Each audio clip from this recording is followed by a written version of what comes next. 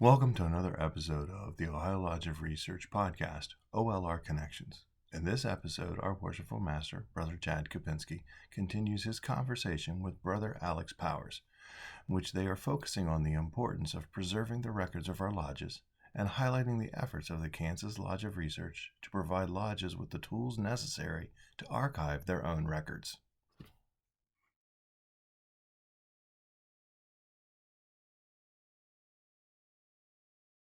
What are you doing with Masonic research? How did you start? What are you doing now?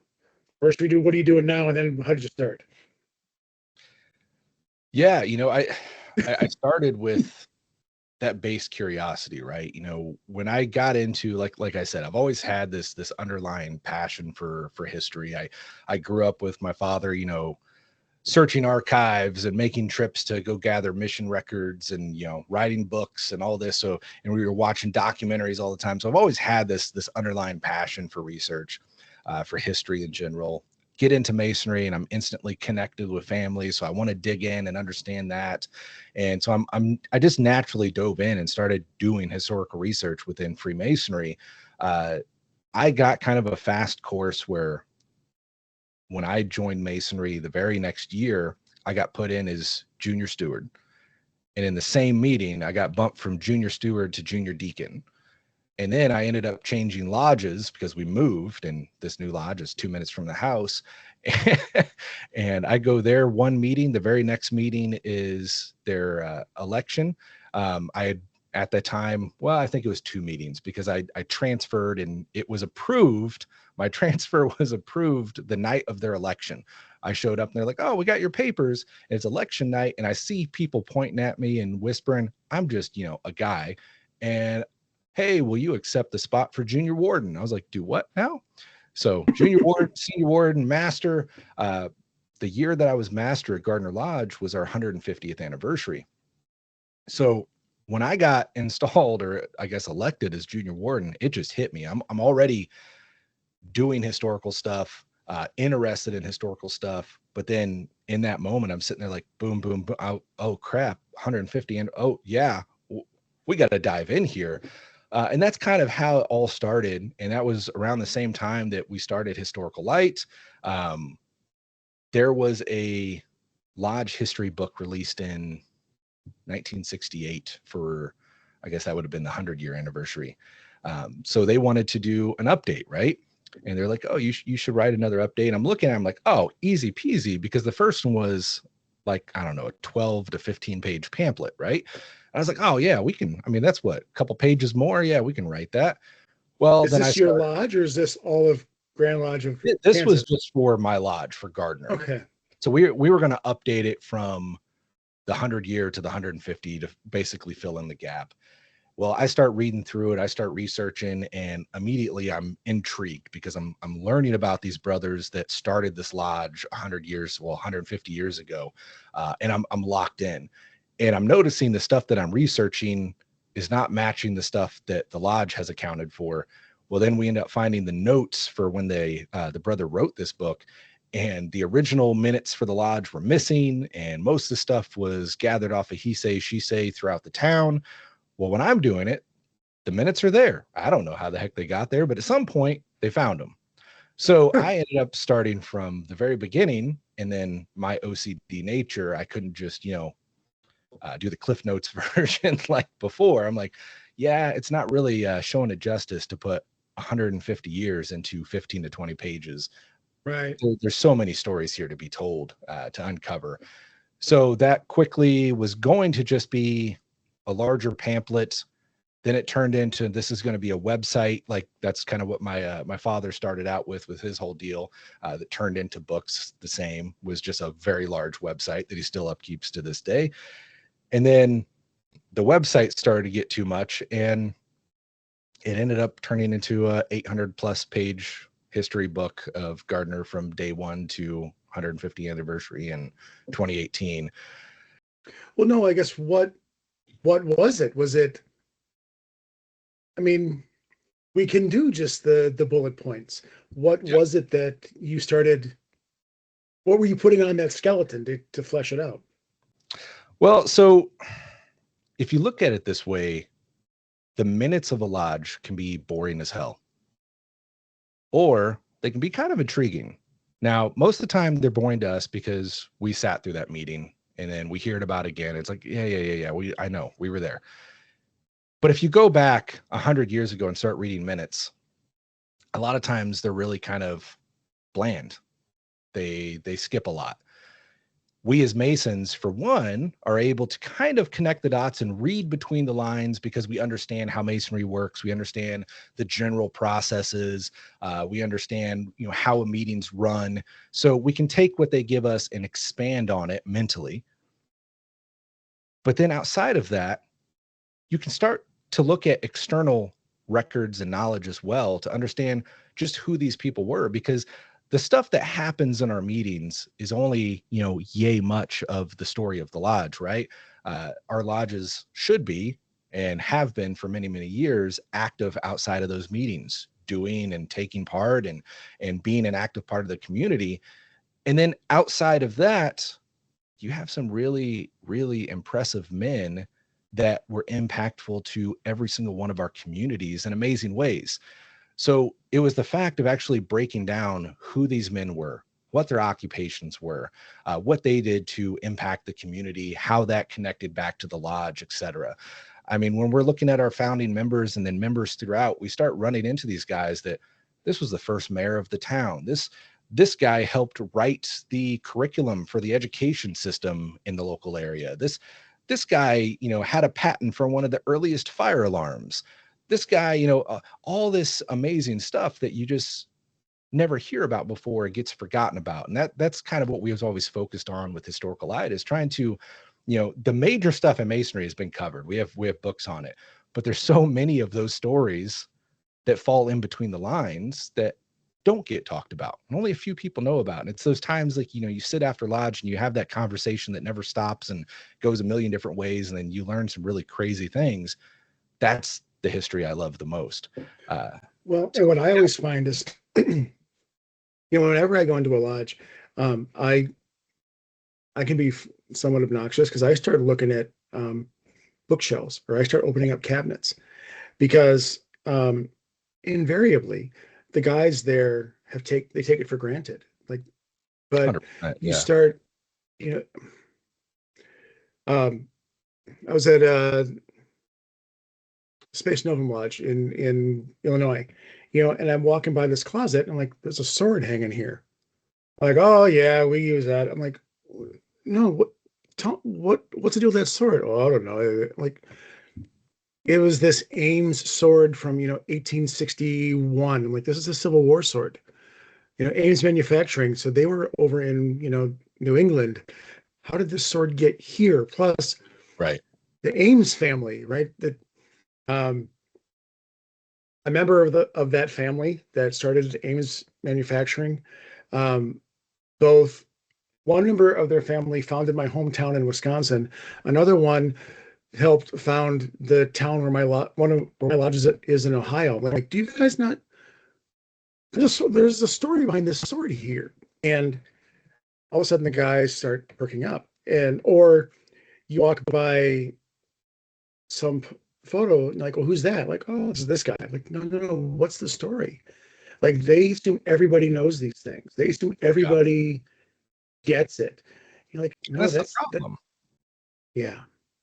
Because we take it for granted. We know it. And this is one of the things I gripe about, but I'm also guilty of at the same time. There's so many things about the lodge that I've done presentations on, I've wrote papers on, I've had discussions about, and then 5 new guys come in that's never heard about it before, but I've already beat that dead horse. So I just don't talk about it anymore. Now we have another generation that is not privy to that knowledge. Those bookshelves you talk about, there's some amazing things on those bookshelves. And I guarantee you just assume what's there half the time. You've seen it 100 times. There's probably something that you don't know it's there.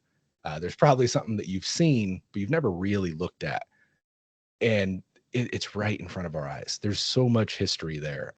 Is there bad Masonic research? Is there a definition of, I don't know, bad research or bad authority? I don't know. I hate to call it bad, but it depends how you look at it. So, Okay. let's look at it this way. When I went and started to write the history book, I was going to start from 1968 forward. Okay. Because I had ran into a few pieces that I could verify because I'd found source materials, and I said, I know this happened on this date. And then I go look in the history book, and either it's not accounted for, which changes kind of the course of things overall, or it's accounted for incorrectly. And the source that it's accounted for incorrectly is because so-and-so told them. Well, that's one source, right? But moving forward, we can find a more trustworthy source and verify it differently. So when the only information that existed was old Miss Susie accounting back for what her husband said this one time, that was the best we could do in that certain circumstance. That was all that existed around it. The book wasn't there. All we can do is this source material from this person that heard it from this person. But then when we come back and we find a better source, well, that kind of makes the other one not as good. I hate to call it bad because it was the best we could do in the time, but in a certain light, it's not as good as it could be.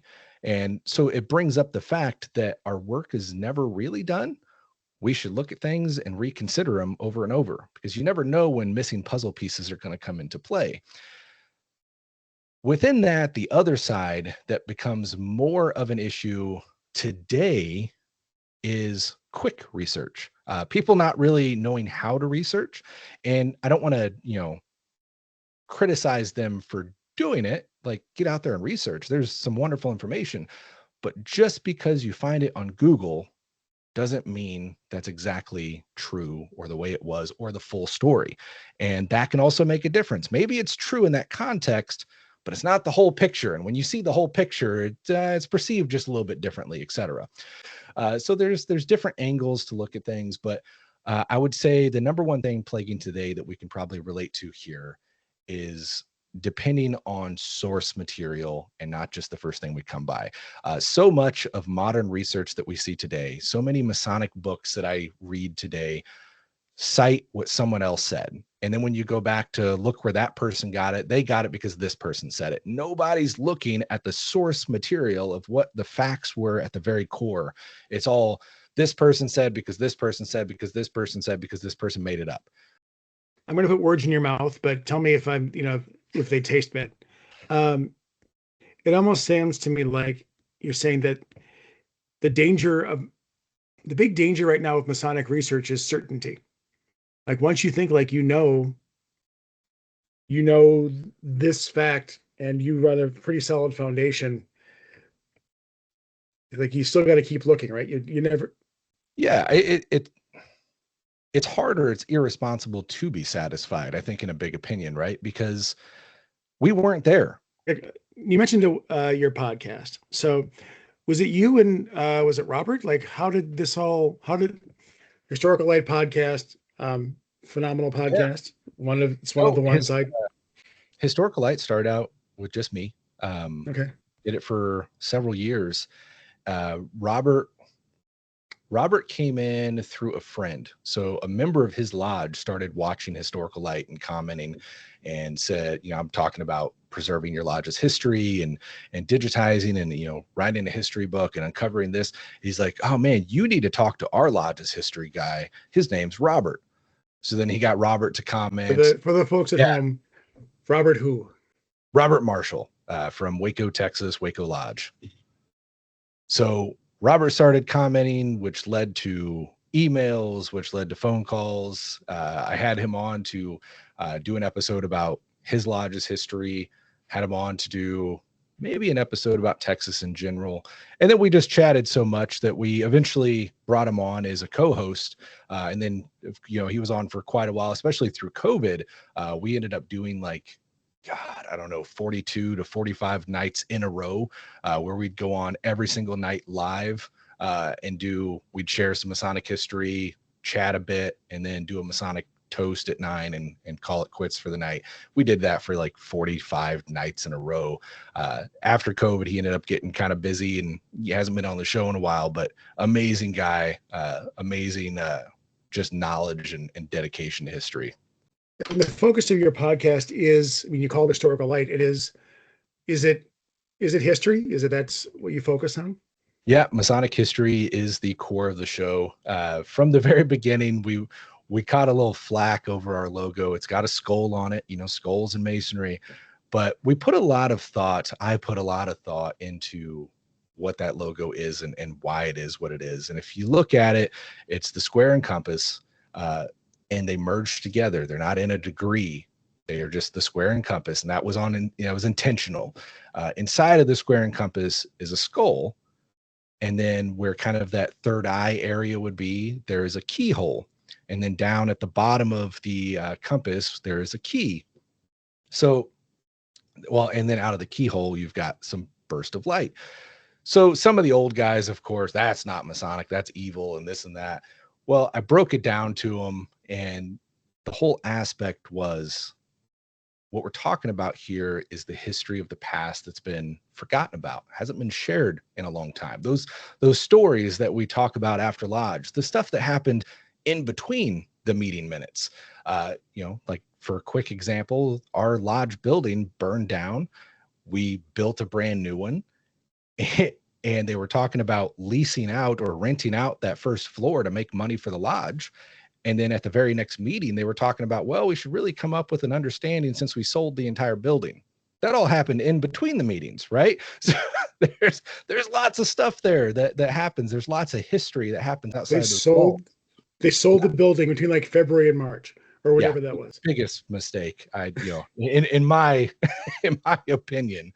But so that was kind of the thing. It's a skull because my focus is Masonry long ago, our brethren that have passed.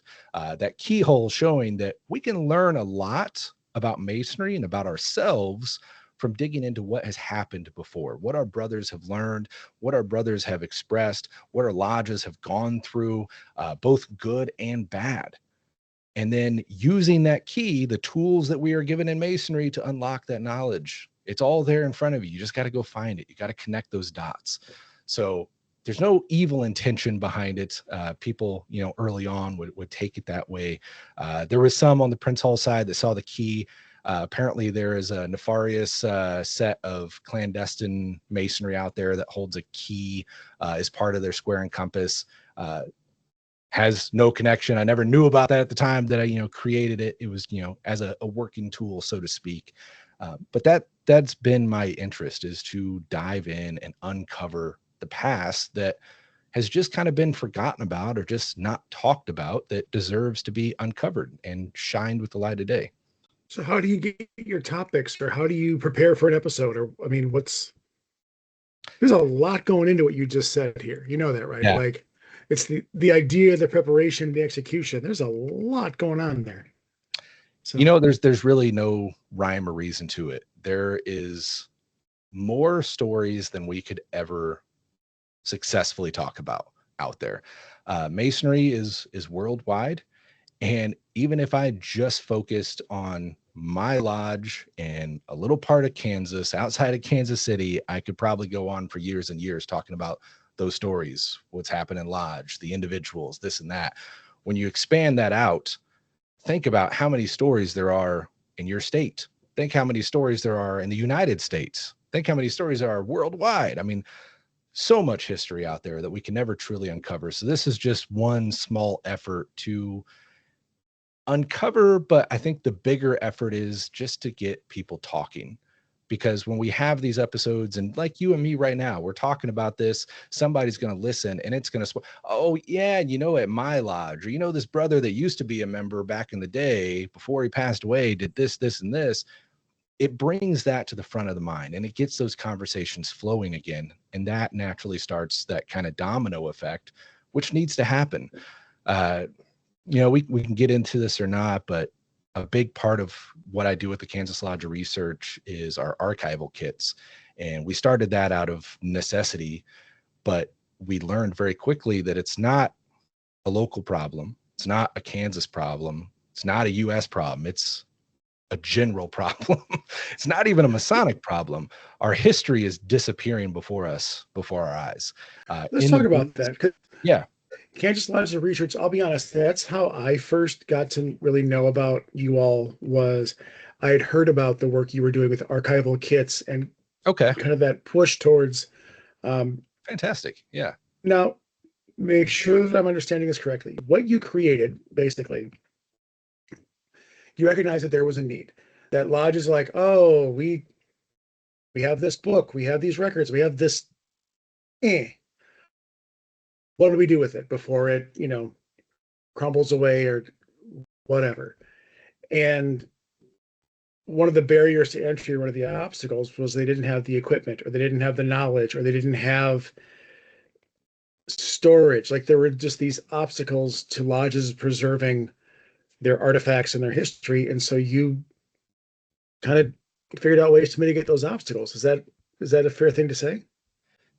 In a nutshell, yes. It's Freemasonry. We're a society of rough ashlars. You know what I mean? Like, we are learning as we go and trying to improve as we go.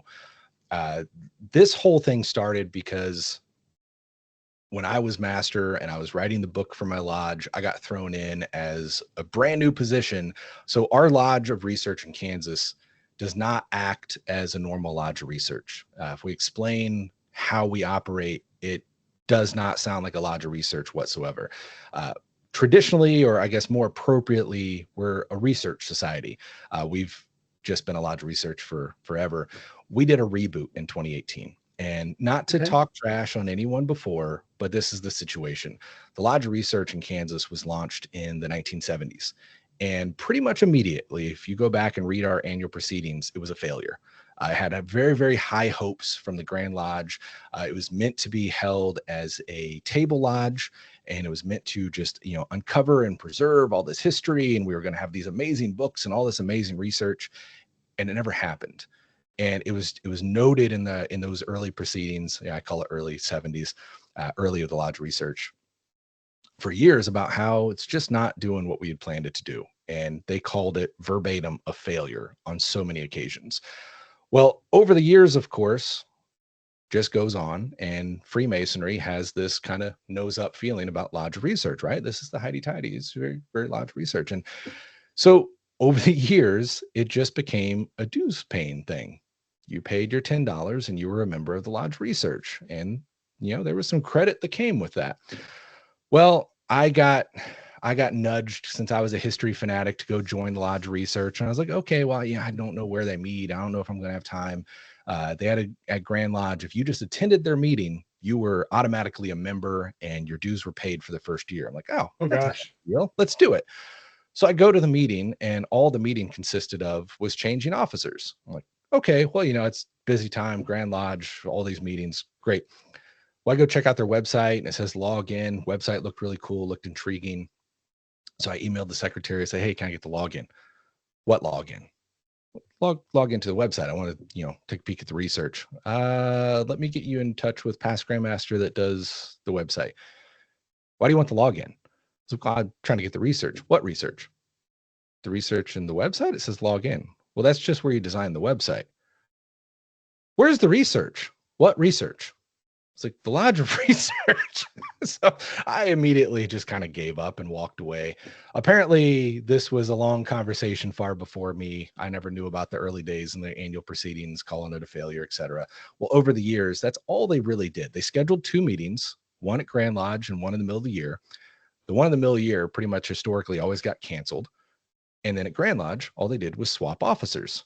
So you paid $10 a year and you were a member. That's pretty much all there was to it. You may be an officer, may not. So Grand Lodge kind of caught on to this and got fed up with it. And hey, this is supposed to be something prominent, and it's just not performing.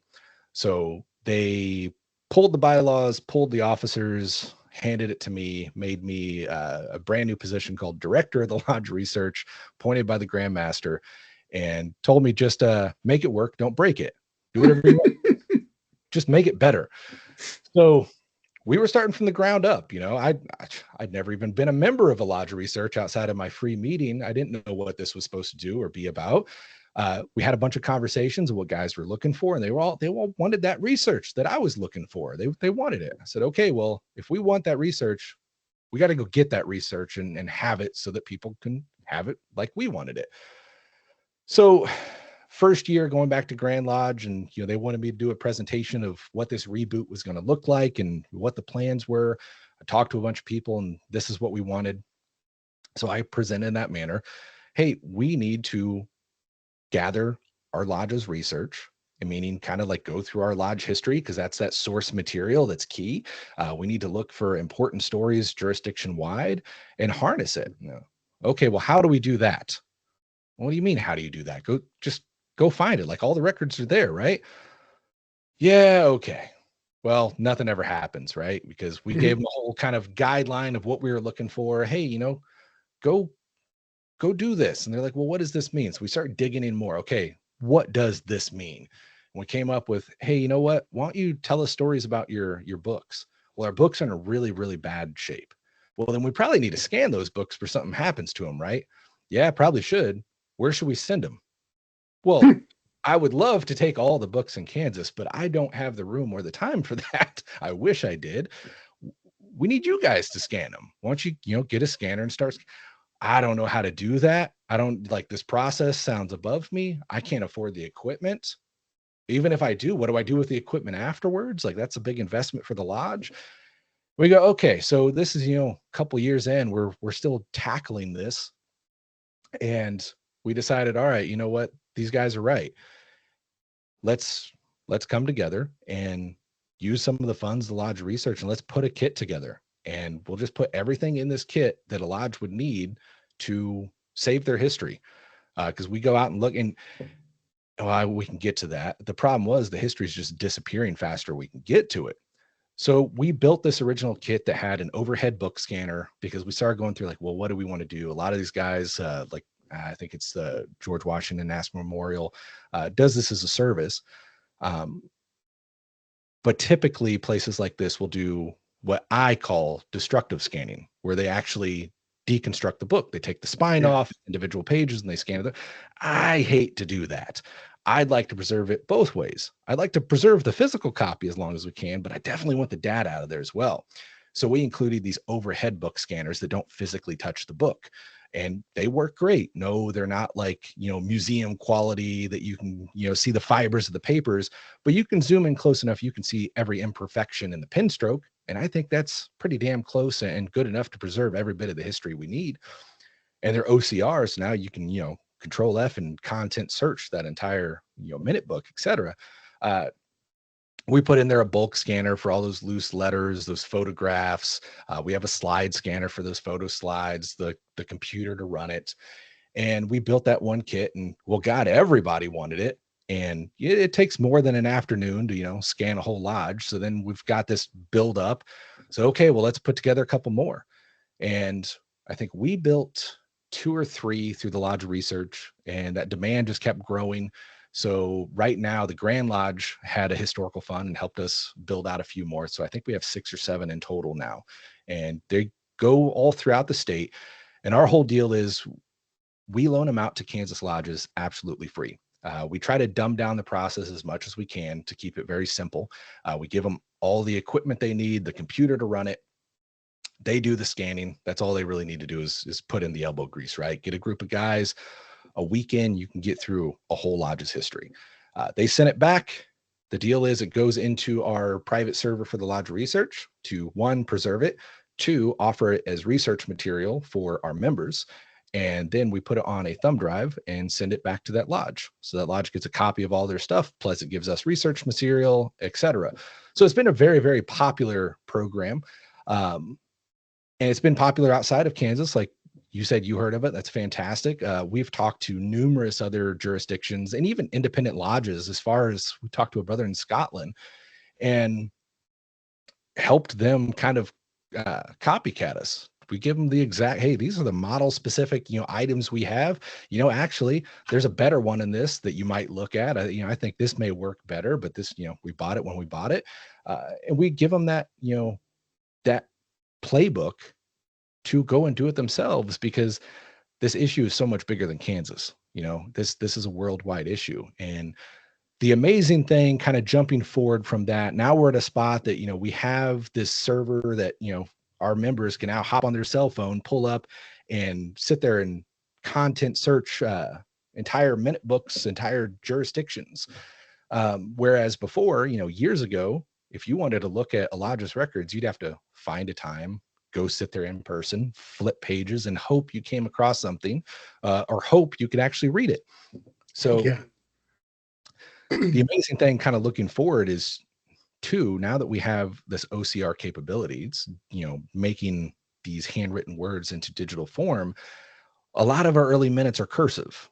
And surprisingly, the OCR picks up on quite a bit of it. The amazing thing is, though, once you have that digital copy and OCR gets better, all you got to do is reprocess it. Yep. So our research that we've already harnessed is going to get better and better and better just naturally as time goes on. And actually, working with Brother Joseph Wages, he's got this really good software he's been using. I think it was developed out of Germany or something, that is focused on that cursive, that old cursive handwriting, and has a very, very high accuracy point. And we're looking at, integrating that into the process as well. So just that amazing point. But then if we can get other jurisdictions to copy us in a similar format, then we can get to a point where, and there's a little bit of an issue because, some jurisdictions don't like to share lodge minutes, but the potential is there for those that do, that instead of just searching my lodge, just searching my area or my jurisdiction as a whole, I could go on my phone into this program and type in somebody's name and potentially see, oh, well, now I can see old Brother McClintock was over here in Kentucky. Yeah, that's him at this lodge meeting. Or, oh, hey, this guy was over here in California. And you start to get this whole different picture of dots being connected that we were never able to connect before, because there's just no way to do that. The problem is we've had a lost generation with our history, right? Prior to us preserving history, the whole key of it was just to get it and keep it safe. And we always hear in history, get into a fireproof building, which was just a brick building because all the old wood structures would dry out and be prone to fire. So we get them into these, musty, wet basements. Grand Lodge of Kansas, we hired on a professional archivist for a while, and he was telling me, no fault to that. It's just they ran out of space. He goes in the basement archive and is digging through, and there's an old roll top desk, and there's all these old Masonic patents in there. They've just been, crushed in the back of the roll top desk because they've been shoved in there for decades and decades and decades. And that's what the goal was, though. Get it and keep it, and we got it. Well, at a certain point, paper gets old, paper gets brittle, ink disintegrates from the page. Fades. Gone. Yep. So we've missed that generation of transforming it from its physical form into its digital form that can last much longer. Now we're trying to do that, but it's not a fast process. And literally the damage, the lodge fires, the lodge tornadoes, the water damage, just the age of some of these are getting to the documents before we can. So our back's against the wall, not just in Kansas, but worldwide. There's only so much we can do. And like we were talking in the past, it was to get it to a brick building for that reason. There was less of a chance it was going to burn. But now these old buildings with brick basements are wet and musty. And, there's just so many factors. You never know when your lodge is going to catch on fire. You don't plan for that. You don't hope for that. But it happens. You don't know when that tornado is going to come rip through. You don't know when somebody is going to vandalize your lodge. Unfortunately, these things happen. These happen. What's been kind of nice is Dan Franco here in Ohio. He actually was able to find the earliest lodge minute books of American Union #1 before it was an Ohio lodge, when it was. And so he's been slowly but surely just photographing them. He's like, I'll run them through OCR later, like just to know that just to get them somewhere where they can be, that and protected. I can hit on that. when we started this whole archival program and lodges were reaching out to us, and I'm not going to mention anybody by names because it's not about that. It's about the message behind it. We caught some flack from different organizations, different places, even outside companies that were trying to target lodges to do this as a business and target it as high dollar. I'm going to say this a couple different ways. If you have the money, if you have the budget to hire on a service, no matter what they cost, and say, hey, we will get this done for you today, do it. I have no problem with that. Do it, because that gets it done now, because you don't know when that Lodge of Amity fire is going to happen. You don't know when that tornado is going to come through. Get it done now. If you can afford it, do it. If you can't, there are other means. There's means like the kits that we're putting together. Everything out of those kits is bought off of Amazon. Yeah, I think each kit cost us, between the devices and the software, somewhere around $2,000. Maybe cheaper now. Stuff, you can find them on sale, etc. Technology's getting better and better all the time. The first time I ever started doing this, when I was working on my home lodge records, I did it on my old crappy Android cell phone. Well, I've got an iPhone now. It's a little better. But that's how I started out, just literally taking pictures. It's a little more painstaking, but it's better than nothing. And that's the main point I want to get across is, some of these guys, it's not museum quality or this and that. We offer this. If you can afford that, do it.